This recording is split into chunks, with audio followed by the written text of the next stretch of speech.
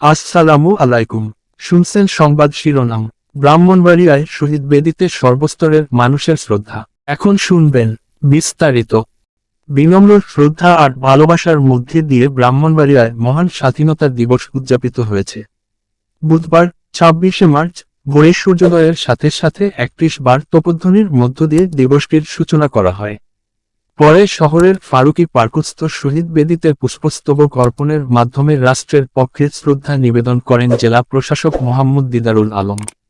পুলিশের পক্ষে শ্রদ্ধা নিবেদন করেন অতিরিক্ত পুলিশ সুপার মোহাম্মদ ইকবাল হোসেন।